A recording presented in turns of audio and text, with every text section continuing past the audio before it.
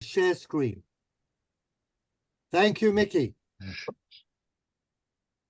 All right, here we are. So this is the exciting shiur, the juicy gossip about the Zohar. So we will get the English speakers to read.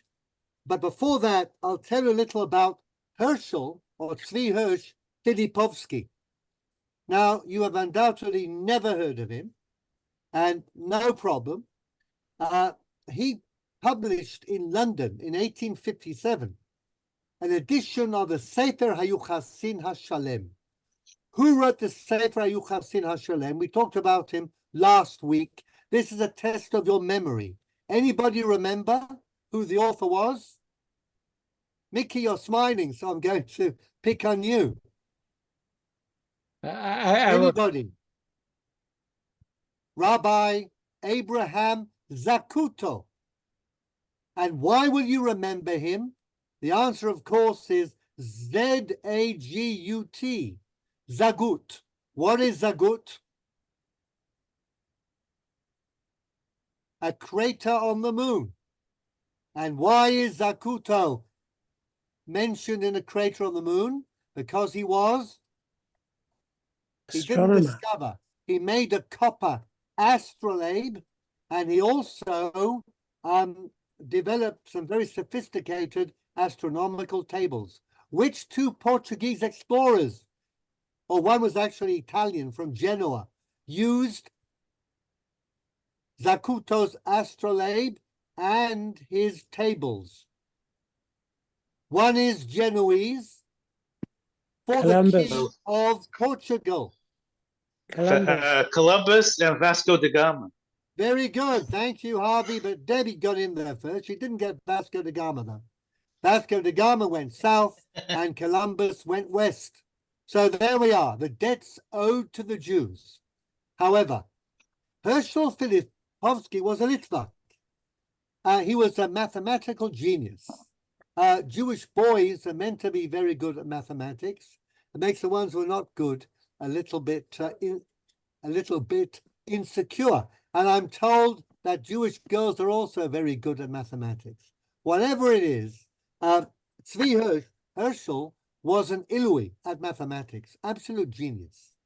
And he was lucky because he found in his little shtetl a Polish teacher who was willing to teach him mathematics together with a lot of languages. So in his early years, little Herschel learns mathematics. He also learns Polish, Russian, Latin, Hebrew, Arabic, English, Spanish, French, German, and Chinese. There you are. Talented boy, all before the age of 8. So there you are. Now in 1839, he moves to England because things in Lithuania are not so marvelous, and he is offered a job in what's called Jews College, which is just about to be opened as a lecturer in Oriental languages. And when he is there, he looks up the times for the end of Shabbat, published in the Jewish Chronicle, and says they're wrong, because he has written an almanac over 100 years, and he wrote a whole book called Moed Moadim, which is about how to figure out dates and times. And he says the Jews in London have been bringing Shabbat out too early. Not only that, but what day does a boy have a Brit Milah on? 8th. And what happens if you don't have the right time for Shkia? You might be giving him Milah on the 7th or the 9th. So you have to do it again. What? Thank you, Victor. Yeah, okay, but what a pickle. The tables that they relied on were produced by a Parnas of Bebismarts, Spanish Portuguese. So when Filipovsky gets to London, he shows them that they're all wrong, and Jewish Chronicle praises him for saving Anglo Jewry from Chilul Shabbat and doing a Brit Milah on the wrong day. So mathematical knowledge, understanding how the calendar works, very important for Jews. So Filipovsky is a genius, and well, as soon as he gets to England, he starts figuring out what he can do besides lecturing at Jews College on Oriental languages, and he becomes an actuary. Do we all know what an actuary is? How do you say actuary in Schweizerdeutsch? That's a life mathematician, life insurance mathematician. Exactly. He can calculate the risk and tell the insurance company how much money to charge. You're meant to be very bright, correct, to be an actuary. Isn't there a word in Switzerland for an actuary, like one word? No, Michael? no. No? Okay. But is it a well-recognized... Mickey, you know, you have been working with her. Yeah. No, there isn't. Mickey, no word for actuary. But of course, who needs an actuary anymore? We've got computers. But in 1839, actuaries were in great demand. Filipovsky was an absolute genius. And for 8 years, he worked in Edinburgh for Colonial and Standard Life, very big insurance company. During that time, he also produced a lot of logarithm tables. We know what logarithms are. And he also produced a very basic calculator using a theorem by somebody called Slonimsky. Anybody heard of Slonimsky's theorem? No? Okay. Jean Adler is missing.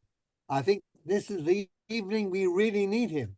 So send him regards. Hopefully he is well. But Slonimsky is also a very interesting character. Okay, he's actually Chaim Zelig Slonimsky, and he's known as Chazas to those interested in mathematics and in calculators. He published in Hebrew. He wanted to make Jews in Eastern Europe familiar with science, especially mathematics and astronomy. He was a Bialystoker, and he basically produced this machine with a lot of wooden pegs in a mahogany box. It was a very, very, very early computer. And the calculating machine, 1842, he exhibited them at the St. Petersburg Academy of Sciences, and he was awarded a prize in 1844, the Demidov Prize of 2,500 rubles by the Russian Academy of Sciences. He was a frum Jew, big beard, frock coat, black hat, the lot, but a genius. And he also received the title of honorary citizen, meant he could move around anywhere in Russia, even outside the pale of settlement. He also invented a chemical process for plating iron vessels with lead, chips, their hulls with lead to prevent corrosion. And by the way, in 1856, he actually invented a device for sending a lot of telegrams using one wire. And we credit the cable idea to Lord Kelvin. But actually, Stalin once got up and said it was a Russian, Slonimsky, who actually had the idea behind what became the telegraph and that sort of communication. Anyhow, I can tell you a lot of stuff about Slonimsky, but his invention was then brought by Filipovsky to England, and you can see it today in a science museum. If you go to the Science Museum in London, you can see Filipovsky's calculating machine, multiplying machine, actually, 56 wooden cylindrical rods, okay, in a big mahogany box. So he also was interested, as I said, in Judaica, and he published several works. He set up a society called Mo'orer Yeshenim to bring the sleeping to life. He published a lot of interesting books. And he did it when he was in Edinburgh. There's some books printed in Edinburgh, which, I mean, it makes me very happy, since I was the rabbi of the city for 3.5 years, and nobody knew about the illustrious Jewish history of Edinburgh. So one of the books he published when he was in Edinburgh was the book Sefer HaYuchasin HaShalem. By the way, he was honored throughout his life. He was a fellow of the Antiquity Society and of the Society of Actuaries in England. So Tzvi Hirsch, or Herschel Filipovsky. Now, the Sefer HaYuchasin that had been published beforehand did not have the full version, and Filipovsky published the whole thing. Okay, so let's see who'd like to read. I'm going to ask for a proficient English reader, not to tax anybody else. Okay, Georgina, you're on top of my column. Let's hear you. Rabbi Isaac of Acre. Rabbi Isaac of Acre. Oh, wait. A bit of interference then. Wait a minute, I have to just... There you go. Shall we ask someone?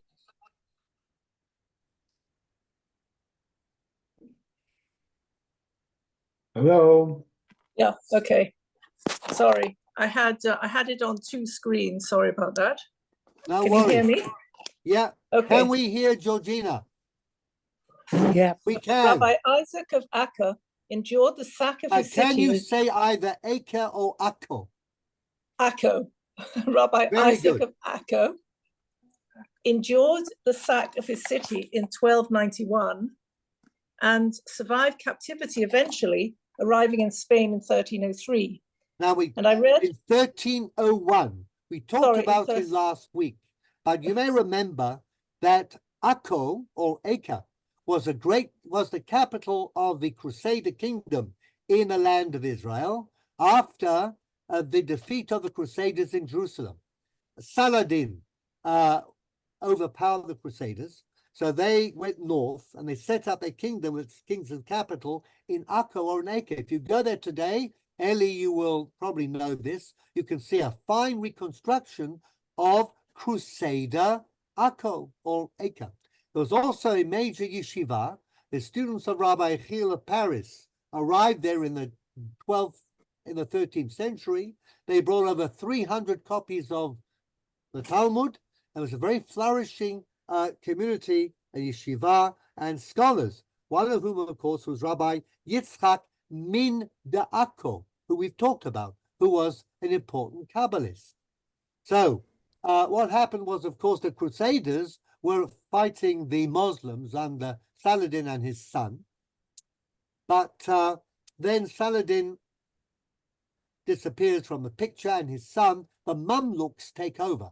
So we have a Mamluk ruler called Khalil, who wants to destroy the Crusader kingdom. Now, the Mongols were actually moving towards Israel at the time. So the Crusaders thought they'd make an alliance with the Mongols. It's always alliances against a common enemy. There was a battle at Ain Jalut, in which the Mongols were actually defeated by the Islamic forces. And that brought the ire of the Muslims down on Acre. And after a long siege, the Mamluks had advantages which Saladin didn't, whether it was cavalry or he had very good siege machines that could catapult huge rocks. They overcame the defenses, entered the city, massacred Christians and Jews alike, and whoever survived was sold into slavery. Rabbi Yitzchak Demin Akko was sold into slavery, but Pidyon Shvuim was a big thing. Jewish community rescued him, paid the ransom, and he went to Spain. Why did he go to Spain? Georgina, line 7, and I read. And I read in his book of memoirs that he set out to discover the source of the Zohar, which had only come to light in this period. Okay, so can we have you a little closer to the screen, a little louder? Imagine that you're me, okay? It's a hard imagination. And these are Rav Isaac's words. Since I saw that the words of the Zohar were wondrous, drawn from a heavenly source, the flowing wellspring, I pursued Rabbi Moses de Leon. Now, Rabbi Moses de Leon was the one who appeared on the scene in 1240, and he began to offer for sale for a large sum of money a copy of the Zohar attributed to Rabbi Shimon Bar Yochai, and if you could afford it, you could buy a copy. He would copy it out for you from his original manuscript.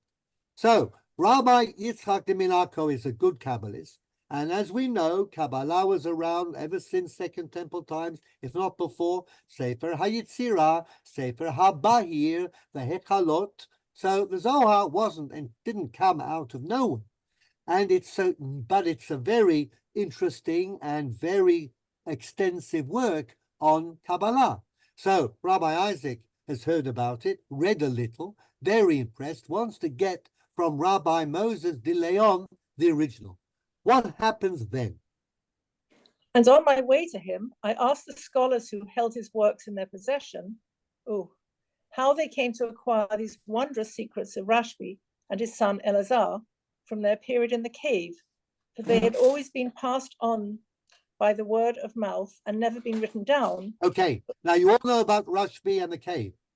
During the Roman persecution, Rabbi Shimon Bar Yochai, his son Elazar, hid in a cave from the Romans, and basically that's where they're meant to have learned all these secret things about Judaism, okay? The Kabbalah and how to use Kabbalah to get closer to God. All right, so we also read in the Zohar itself that the Zohar was meant to be oral only, and it was written down and with kept in a small group of adepts. But now in 1240, exact year, it is allowed to make this more available to the general public. So what does Rabbi Yitzchak de Minaco want now? And now some of them told me that the Ramban had sent the manuscript from Eretz Israel to his son in Catalonia. Catalonia, northern Spain. Ramban, Nachmanides, remember, Nachmanides went to Eretz Israel at the end of his life. Why? Because he won the disputation in front of King Jamie. So life was in danger. The Dominicans were pursuing him. Comes to Eretz Israel. He could have picked up this precious manuscript of the Zohar then, sent it to his son, because he had to stay in Israel. The son somehow, eventually. So can we have you, Eli, you're next, on line 15? Unmute, please. And it eventually, loud and clear. And it eventually found its way to Rabbi Moses de Leon in Avila. Others told me that a mystical entity had dictated it to Rabbi Moses de Leon. Now, this is a mystical book. No wonder that some kind of Maggid, remember Rabbi Joseph Caro, his Maggid, mystical entity, dictates the work to Rabbi Moses de Leon. So the plot thickens. Is it a manuscript that came from Eretz Israel? Is it something that was communicated by this mystical entity? Another view. This is all. Another view was that Rabbi Moses falsely attributed the work to Rashbi in order to be able to sell the book that he had written for an expensive price. So this is a bit of juicy gossip. The Zohar is nothing other than Rabbi Moses de Leon dressing up all of his Kabbalistic wisdom and pretending it is Rabbi Shimon Bar Yochai. So, who is right? Eventually, I caught up with Rabbi Moses de Leon in Valladolid, and he swore to me, saying, "The book I published is the ancient one written by Rashbi, and it is in my home in Avila. I will show it to you when you come to visit me." Rabbi Moses then went to Aravello on his way home, but became ill and died in that city. Oh dear. I nevertheless made my way to Avila and consulted with the elderly and respected sage of that town by the name of Rabbi David de Pancorbo. And he told me as follows. Line 23. The Zohar never existed until Rabbi Moses de Leon wrote it at the dictation of a mystical entity. Rabbi Moses was a Baal Shem. He could use combinations of God's names, and he could conjure up magical figures, mystical figures, and that's what he did, and was in regular contact with supernatural beings. So it's very difficult to go behind that, okay? Well, it's all supernatural, and then, well, you know, you either believe me or you don't. We'll see that that's a problem with the Kabbalah in general, hopefully during today's Shiur. One. That is how the Zohar came into being. Okay. Now I will, yeah. So there we are. So what do you think? Well, let's see. The story continues. Victor, would you like to read? Thank you, Ellie. Victor. I would love to. Okay, wait, I'm sorry. Wait, which So line? Wait, I'm sorry. Where? Line 25. Okay, that is how the Zohar came into being. Now, I will tell you how I know this. Following Reb Moses' death, his widow and daughter fell on hard times, so I went to a rich townsman. This is Rabbi Moses de Leon, and that's Rabbi Yitzchak, Rabbi David Hankorbo, who lived in the same town as Rabbi Moses de Leon. He's talking. Okay. So Rabbi I went Moses to died. He died on his way home. He died in Arevalo. But so I went to a rich townsman called Rav Joseph de Avila and informed him that now is the moment to obtain the priceless master copy of the Zohar. Now is the moment. Okay, we can get it. How? Seize the moment. Exactly. I advised him to send his wife with a handsome. I advised him to send his wife with a handsome gift to Rab Moses' widow. On the morrow, he was to send his wife to the widow with a request to consent to the marriage of his daughter to her son. Daughter. Of the her daughter. Would be her, Victor. The widow's daughter. Yeah, we still have to talk about gender flexibility, but never mind. Her son. Okay, the way. Okay, as a result of which, she would be kept in high style all her days. There's a rich mother of the boy says to the now poor widow, I'll marry my son to your daughter. You'll have no problems. You'll be part of a rich family. Just give me the sole item, Victor. That she and her husband requested in return was the original Zohar from which Reb Moses had made copies for all and sundry. We all want that Zohar, the original. Rav Joseph's wife did as she was asked, and this was the widow's response to the request. May God do so unto me, and even more, if this book was ever with my husband. But from his head, heart, and mind, he wrote the entire work. I said to him, when I saw him writing without anything in front of him, why say that you copied from a book when there is no book and you are writing from your own head? You will be more respected if you admit that you are writing your own thoughts. And he replied, if I tell them I devised this mystic tract from my own mind, they will call it fabricated, will pay no attention to what I have written, and will not give me a peso for my efforts. Not only will I not be recognized, I won't get rich, but when they hear that I copied it from the book of the Zohar written by Rashbi with divine inspiration, you'll see that they will pay me significant sums of money. Rab Joseph's wife then went to Rab Moses' daughter with the same proposal and received an identical reply. Can there be any clearer testimony than this? Wait, so did they get the book? Wait, you're leaving us hanging. Did he get the book? Okay, so no book. There was no book. Wait. Point. No Zohar. All written by Rabbi Moses de Leon. Now, who's next? Cheryl. Cheryl, are you there? Calling Cheryl. Okay. No. Cheryl, can you unmute? Am I unmuted? Yes, you are. When I heard this, line 6, Cheryl. Hello? Rabbi Moses de Leon had written it by himself with the aid when I heard this. When I heard this, I was shocked to the very fiber of my being. Since there was no master script of the Zohar, and Rabbi Moses de Leon had written it by himself with the aid of a mystical entity.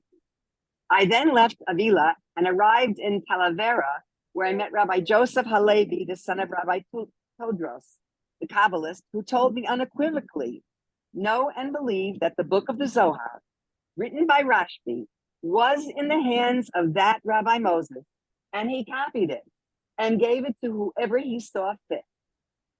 Rabbi Yosef Halevi claimed that he tested Rabbi Moses Dilian and asked him to write a copy to replace part of a manuscript he had lost. It turns out that the new copy was identical to the original, and Rabbi Joseph saw this as proof that Rabbi Moses Dilian had an original manuscript from which he was making copies. Of course, if he wrote the Zohar by himself, then he would have had no problem in producing the same text. Correct. So there's no such story in relation to the Mishnah, no such story in relation to the Talmud Bavli or the Talmud Yerushalmi. This story, though, is about the Zohar. And in addition to, we're going to go over these critiques of the Zohar and its attribution to Rabbi Shimon bar Yochai. This story, as I said, is published by Filipovsky in the first manuscript edition that was printed of the Sefer HaYuchasin Hashalem, because under pressure, this story had been omitted and dropped from many, many printings of the Sefer HaYuchasin. The first time the Yuchasin What is Hashalem, Sefer HaYuchasin? What is it? it's a book of Jewish history by Rabbi Abraham di Zacuto, okay? Who was the famous astronomer. He was, in fact, the royal astronomer to King John of Portugal, okay, and also lecturer at the University of Salamanca. And he was a great Talmid Chacham, but he wrote a very comprehensive work of Jewish history. Sefer HaYuchasin means the book of genealogy, if you like. And he goes through from Moshe to Yoshua, the Zkenim, and the Tanaim and the Amoraim, and the Rish Gaonim and the Rishonim. And he also, in the original, has a story told by Rabbi Yitzchak de Minako, who was a prominent Kabbalist in his time, okay, and written down in the Sefer HaYuchasim. Many have denied this story. They've said it's an evil plot by opponents of the Zohar to blacken its reputation and deny the fact that it was written by Rashbi. And as I said, this is a kind of, there's no smoke without a fire somewhere. We don't find this in relation to any other work. It's also true that the Zohar didn't appear until the 13th century. I've mentioned, and we're going to develop this idea further, the Zohar, many bits of the Zohar have things that were never around when Rashbi lived, whether it's reference to the Cholam, the Shuruk, and the Segol, those vows which only came much later. We'll have a look at Rabbi Yaakov Endin and his attack on the Zohar. So certainly on its attribution to Rabbi Shimon bar Yochai, the language, the Aramaic, the expressions, they all speak of medieval Spain. Okay? But of course, if you don't want to believe that, you won't. But this is a book that was born into controversy. So now let's read on and have a look. Now you've had that juicy bit of gossip. There's a debate over the authenticity of the Zohar in rabbinic literature, certainly for the 300 years between its publication and the 16th century. As I've said before more than once, we are in a way all Kabbalists now, but not too many of us study the Zohar seriously. So what happened is a story we are going to flesh out in this series. We may even do some learning of the Zohar. So I want to know who else would like to read. Anybody like to unmute and call out and say, I want to read? Yeah, I can read it. Okay, Harvey, you're on. 16. Okay, the debate over the debate over the authenticity of the Zohar in rabbinic literature. The debate over the authenticity of the Zohar began with its first appearance in the 13th century and intensified with its first printings in Cremona and Mantua in in the second half of the 16th So century. it's all, in fact, in Spain and Italy. Came to light in Spain, but Italy was the center of printing of Jewish books, okay?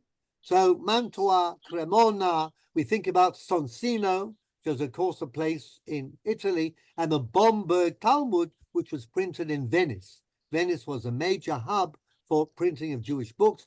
Who would spend money on Jewish books? Jews. The non-Jews often could neither read nor write. The first volumes. First volumes met with fierce opposition, including bans and boycotts directed against the printers. The objections range from opposition both to the Kabbalah in general and to the Zohar in particular, to disagreement in principle with the whole concept of making Kabbalistic works readily available on the grounds that secret, esoteric wisdom was not intended for dissemination among the masses. Which is always true of mystical wisdom. Concealment is the best policy.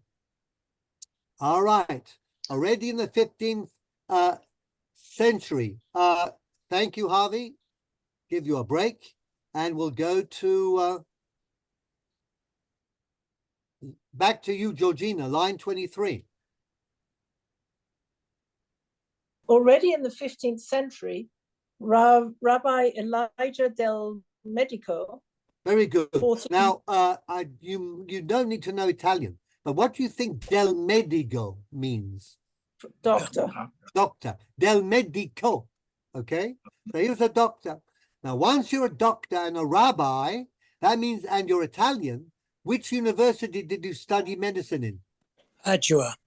Padua. Exactly. The only university which for 300 years accepted Jewish students.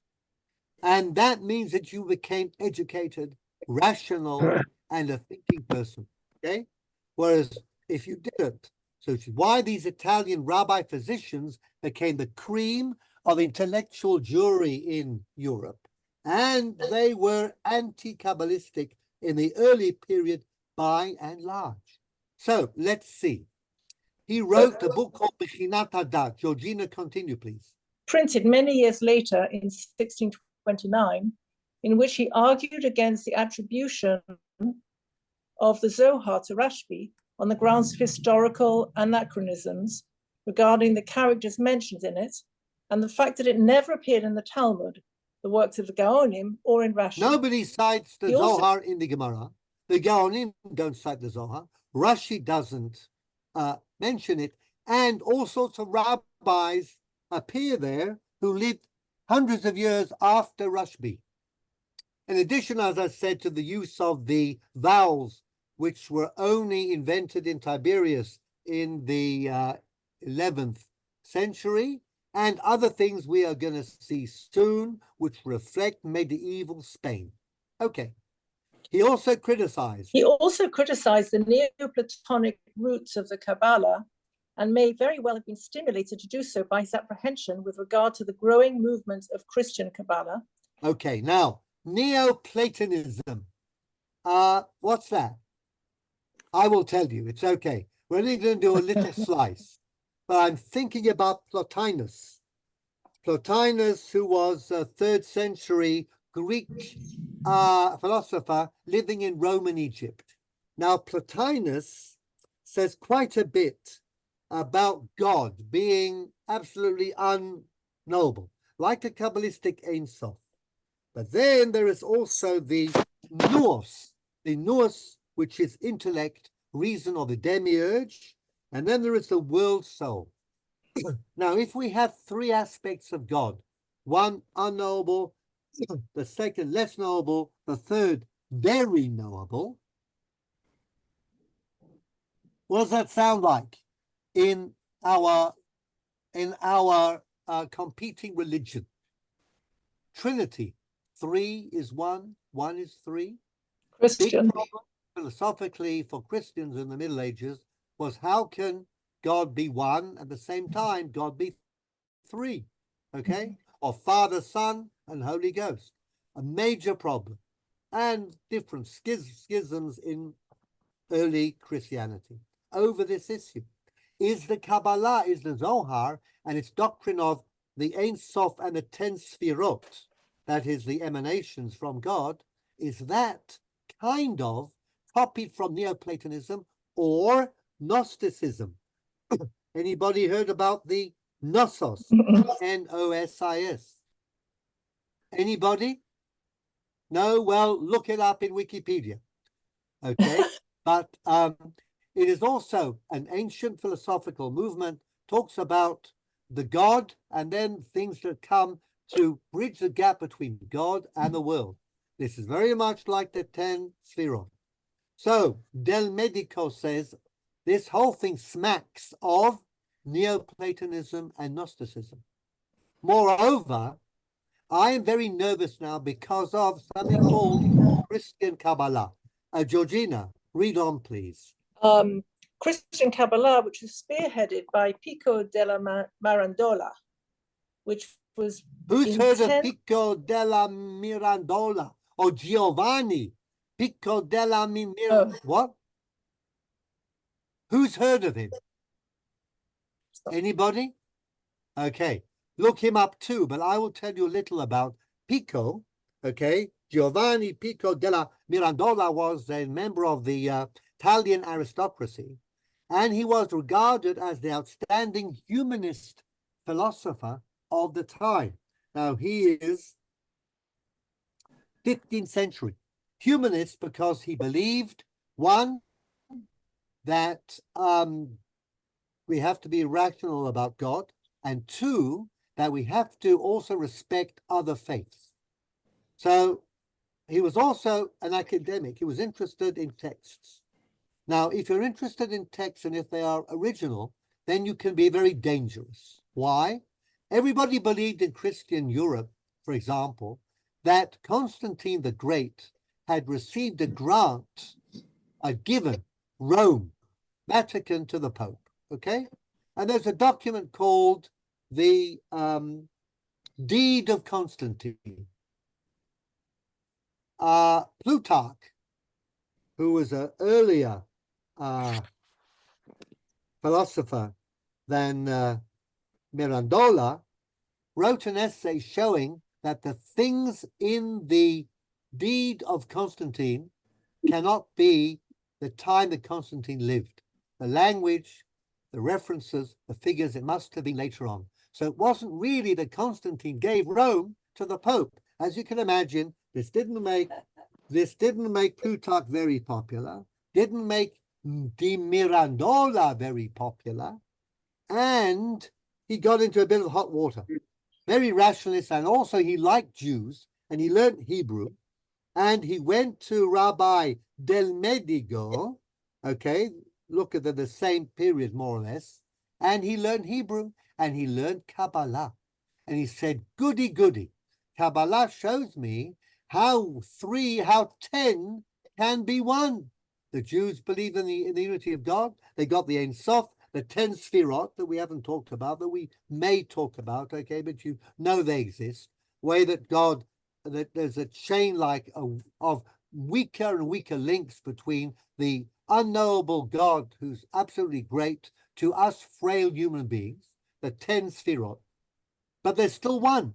So then Trinity is acceptable. And Rabbi Del Medico didn't like that, so he stopped tutoring Pico della Mirandola, but the damage was done. And there's a whole group of Christian Kabbalists to this very day. I think Madonna's one of them, no? Oh. Okay, there we are. So you see, whatever. So now we know a little about della Mirandola, who was intent on discovery. Proofs for Christianity in Kabbalistic literature. The prominent Venetian rabbi, Yehuda Ari Leon de Modena, wrote an entire work entitled Ari Nohem. Ari Nohem, what does that mean? What's Ari? Lion. Lion, right? The lion, Nohem roars. Oh. He's in the jungle tonight, okay? The Lion King. The lion is roaring because his name was Aryeh. Aryeh is lion. Why was his name Yehuda? Because Yehuda is Jew. Gur Aryeh Yehuda in the Torah. A lion cub. And that's why he was Leone. Leone is, of course, lion. Lion. Modena was where he came from in northern Italy. There's a great Kabbalist there called Rabbi Brechia di Modena, who wrote the book about mourning and death and all that other stuff in Kabbalah on death and dying that we still take seriously today, called Ma'avar Yabo. Anyhow, read on, please, Georgina, before I take over. Attacking both Kabbalah in general and the Zohar in particular. He castigates the Kabbalah for its irrational nature and dismisses it as a refuge for feeble minds unable to grapple with the intellectual challenge of mainstream Jewish studies. Well, there you are. Actually, Ari Nohem was written, is interesting, for a student of Rabbi Yehuda Aryeh Leon, okay? A student who was also a graduate of the Faculty of Medicine in Padua, who went to the Kabbalistic camp. And Rabbi Di Modena was very upset that his student had gone over to the Kabbalists. So he wrote him this little pamphlet, and he says as follows, line 35, all those who've written about this knowledge, and that's what I call it, because I'm going to prove this knowledge is neither wisdom nor is it Street tradition. In fact, it's fantasy. Halnam, a Rabbi Di Modena was a very respectable rabbi in Venice, very widely educated, and a brilliant boy. He was, again, about 6 or 7. He was writing plays in Hebrew. One of them was about Eldad and Medad. But who are Eldad and Medad in the play? They are a gambling addict and a friend who's trying to wean him away from the habit. Di Modena was addicted to gambling. Famous rabbi, he had this weak spot, and he just couldn't help himself. And he struggled within himself. And when the Ma'amad in Venice tried to ban gambling, the rabbi said, no, you can't do that. It's a gzeira she'en hatzibur yachol lamod ba. Think about Venice, mask balls, that whole thing. Gambling was a major thing. He was known as the gambling rabbi. He was also very, very musical. And he actually collaborated with Salamon di Rossi, the famous Italian composer of Jewish music. His book was called Hashirim Asher Li Shlomo.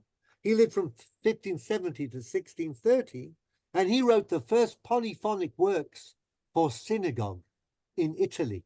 And the Hakdama to his book, the introduction, was written by Rabbi Modena, who has a long tshuva why it is possible to have full musical performances even after the destruction of the Bet HaMikdash. So that's a halakhic issue which is interesting. But in any case, ha'omnam, kol pam asher lakachti bi'adi ez sefer misifrei HaKabbalah hahi. Rabbi Di Modena says, look, whenever I pick up a Kabbalistic book, ratziti lahamik bo b'dat u'tvuna, I want to understand it rationally, lo nitkara dati, I could never find satisfaction. Af ki amdu lefanai harim hagvoim, sagru lefanai likanes lifnim, v'gam anochi sagarti hasefer ahu. I couldn't make headway. Closed the book.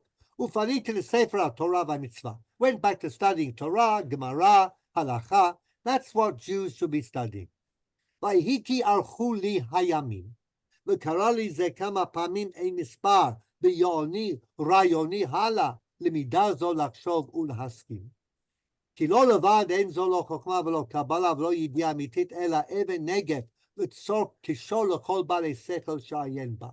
I realize that it isn't only irrational, but it also makes people who read it irrational. And that to me is a terrible thing. Im lo yeh me'otam hanishmarim, unless you know how to preserve yourself from the irrationality. It's interesting that we read how the Rebbe of Gur opened the guide for the perplexed and pray that he be saved from too much rationality. Rabbi de Modena prays that he will be saved from the irrationality of the Zohar and of the Kabbalah. הן מחמת יסודותיה, הן מבניינה, הן מהמילות וכינויים שבאו בספרים, כאשר תשמע בפרקים בחלק שני ושלישי, מילתא בטעמה. I'm going to explain my objections in the second and third books. כי אז ידעתי תיבהל ברוחך לכעוס לדברים האלה. Now I know that you, as a newly recruited Kabbalist, think of all the Chabadniks, okay? Recruiting Kabbalists. Okay, you're going to be very upset because they're going to say, this is holy, this is from a mystical entity. How can you be so skeptical and so, as it were, obtuse? הנני שומע דברי בעלי הכת הזאת, ישיבו כי לא עלה בדעתי. So what did I do? I went to speak to Kabbalists. Why can't I understand this? And they say, well, your mind just isn't up to it. מפני מאמרם השגור, ולאו כל מוח ומוח סביר דעת. They would say to me, you know what? Not every brain is suited to Kabbalah. You just have a mental block, my friend, and you don't understand because you are, as it were, a fashtoptikop, if you know what that means, okay? You just don't understand. אשר הפירוש ממנו יהיה ודאי אחד משניים. So that means that either there are brains which are adapted to Kabbalah and there are brains which are not. Or it means that Adam eino raui mitzad nishmato. I'm just a perverse person. So I will not open myself up because I'm perverse. So it's a character failing or it's a mental failure on my part. Okay. Now, what does he go on to say? Line 6. Lo rabim yachkimu. Unfortunately, that means that many people will simply not be able to understand and become wise in Kabbalah. Li yomru, gam ata kachad mehem. You, Rabbi Aryeh Yehuda, Leon de Modena, just one of these people who just haven't got it. Oki katzar siklaka mil histaria. Either you're got a mental block and you're deficient cognitively, or it is roa lev on a shama. You're just a bad person with a bad heart and a bad soul, the wrong disposition. Ach lo agen ba'adi kil yodei umakirai ka'amina ela bichlal omar. So Rabbi Modena says, I'm not going to defend myself. I'm going to try and prove how clever I am or how virtuous I am. But I'm going to say something in general. שכל אחד מהפירושים האלו, הסברה וניסן יוכיחו כי לא כן הוא. If you look at the concepts in the Zohar, they're simply wrong. כי ליודע אם בסברה צריך שכל דת וזת מן האלה, ידוע ופורסם כי אינם צריכים לא לעינון ולא לחריפות. Why? Why are they wrong? And why can I not understand them? Because the people who practice Kabbalah always come and say, you got to believe. This is Kabbalah. Don't ask me questions. Don't use your brain. Open up your heart and your mind. Then you might get somewhere. Daivote or Maishta Klavataria Tihavi Lohon. כמו שאמרו עוד לפנים, ומה שמקשה ומתרץ לפעמים הרב קורדיבורו ז"ל, now he has a crack at the Ramak, Rabbi Moshe Cordivoro, and of course is a later Kabbalah, ותלמידו בראשית חוכמה, Rabbi Eliyahu de Vidas, okay, he was another very famous Kabbalist, על איזה מאמר מהזוהר? קל מאוד הוא, הקטן מן הדרשנים יישא וייתן יותר מזה על מדרש או מאמר מהגמרא. The intellectual quality of the defenses of the Zohar and its explications do not come anywhere near the intellectual grandeur of the Gemara or the Halacha in general. וכל שכן המעיינים, כי כל אחד ואחד על שם מיניים מהם יקרא עצם ידעתו מקובל, because most of the Mekubalim are not experts in Talmud or Halacha. שתהיה זאת לא למלאכה פרטית אשר הכירו אבותינו ואבות אבל לא היה בהם בעל גמרא חריף ועוקר הרים. None of them, okay, are real giants in Gemara. Now, this is true when Rabbi Modena was writing this in the 16th century in Italy, okay? Think about the Gaon of Vilna, who's 18th century, different story. But then, of course, we all became Kabbalists to a certain extent. But this is the Ari Nohem, the roaring lion. So he says and then he goes on and uses this phrase, and I have to tell you that the early critics of the Kabbalah said, HaKabbalah me'il hapta'im. Line 15. What's me'il hapta'im? It's a cloak for fools. You're a fool, put on a cloak, call it Kabbalah, and suddenly you make yourself into a wise man. Okay? Or a donkey laden with books, or however you wish to put it.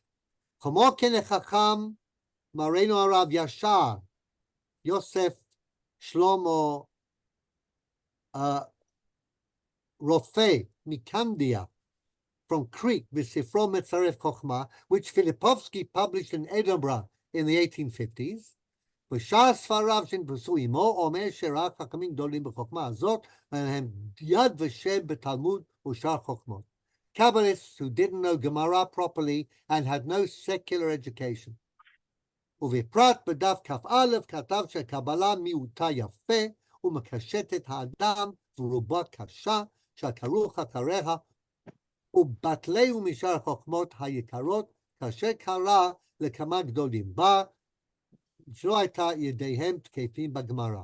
Okay? וכן גם כמה, now he says, look, there are אומות בלתי נימולים, uncircumcised גויים. כידוע מן ג'ובאני פיקוס שר המירנדולה, פיקו דה מירנדולה, okay? אשר בין תף כללים מחוכמות שהקים the Baroma. Before Luther fixed his propositions on a church in Wittenberg, the Mirandola had 900 propositions, Taf Kuf, that he fixed on a door in the Vatican. And that got him into a lot of trouble, several of which were based on Kabbalah. Hayu benem Kuf Yudvav mea Kabbalah Hazot. 116 of the 900 were Kabbalah from the Zohar. Ma Mem He Mishar Mechabrim, 45 from other Kabbalistic writers. The Ain Aleph Mishalo, 71. If you add 116 to 45 to 71, that's a significant number of his propositions. This is a bad thing. They're using Kabbalah to support the truth of Christianity, to solve the big problem of the Trinity. 3 in 1, well, 10 in 1, all the things that Kabbalists said to show that the Ein Sof is intrinsically linked. Like water of different colors into 3 different vases, you know, your Kiddush thing that sprinkles the same wine, and 20 or so holes come out for your children and grandchildren, okay? All of this is from Kabbalah. V'raiti ze shana bidei goy tzorfati yud bet sir. I saw a French goy with 12 Kabbalistic books in Hebrew, all handwritten, wandering around, citing from these books to prove to the Jews that the New Testament and the concept of Trinity are absolutely a part of Judaism. Ki chokhmat HaKabbalah לפעמים תופרש במילת חוכמה. Now it's called a chokhmat HaKabbalah, and that's all a big error. It can't be a chokhmah. First of all, chokhmah and Kabbalah are 2 opposing things. Either you accept it because it's wise and you can test it rationally, or you accept it because it's a Kabbalah and you have no option because that is your tradition. But you can't have it both ways. No chokhmah can be Kabbalah, No Kabbalah can be Chokhmah.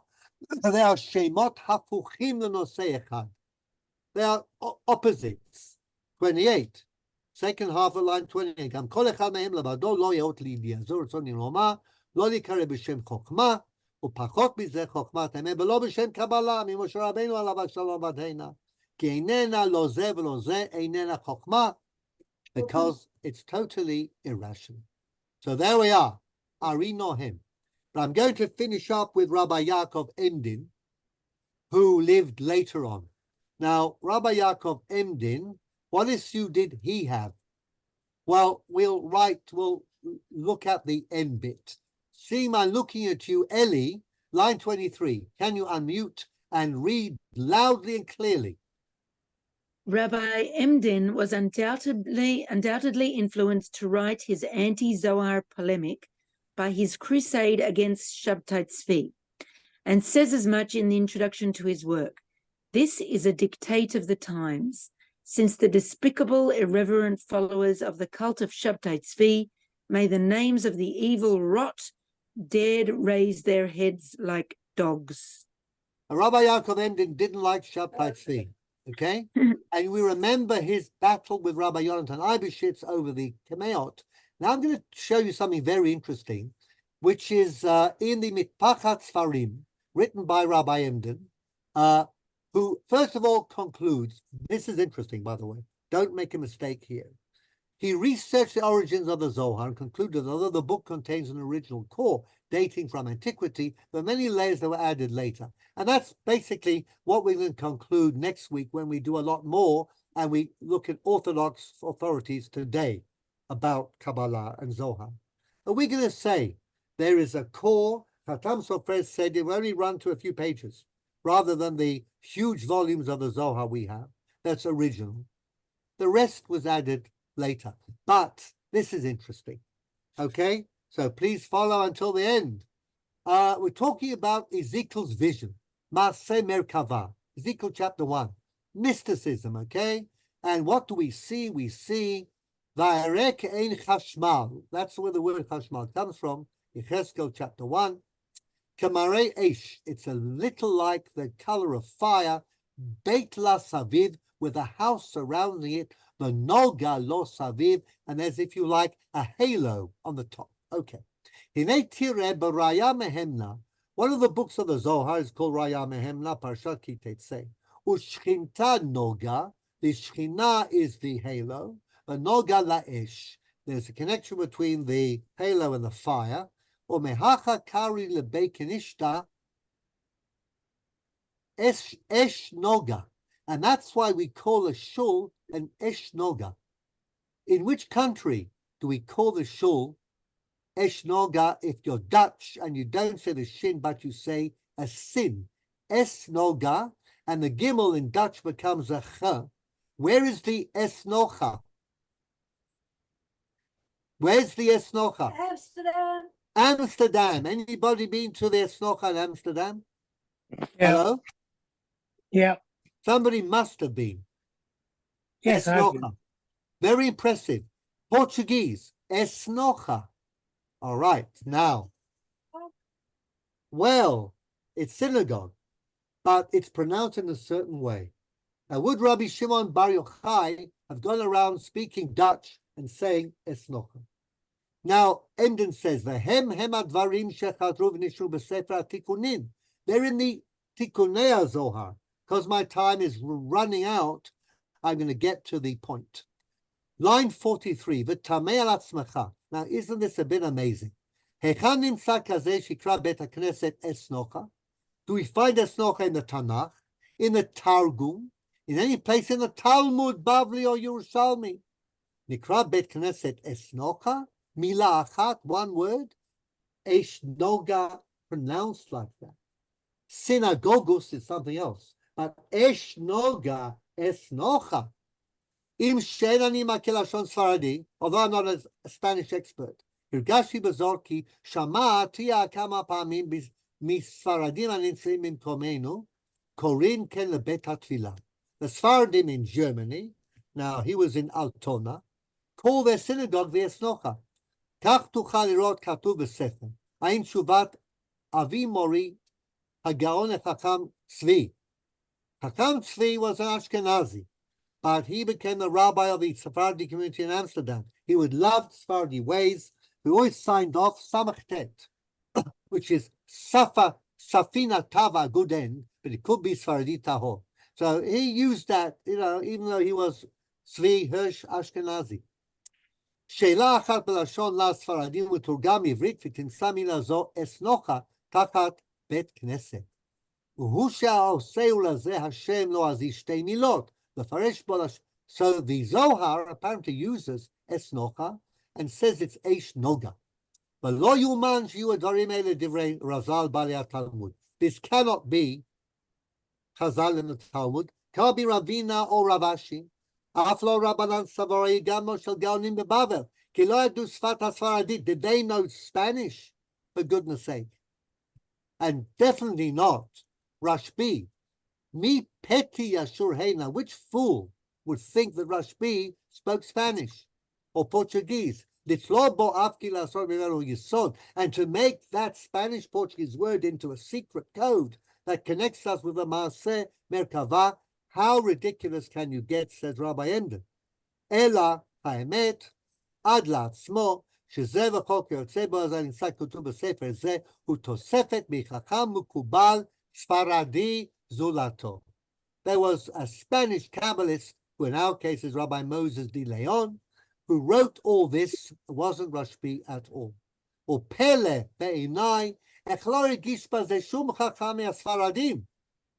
But we were expected a Sephardi Rav, who's a Mukubal, to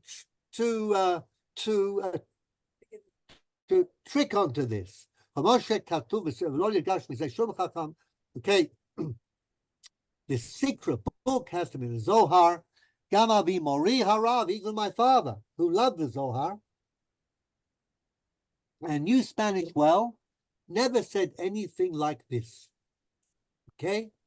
So it's all down to me. Imamnam katana iti mi sheparashti mimenu zatzal v'anochi sfat lo yadati eshma.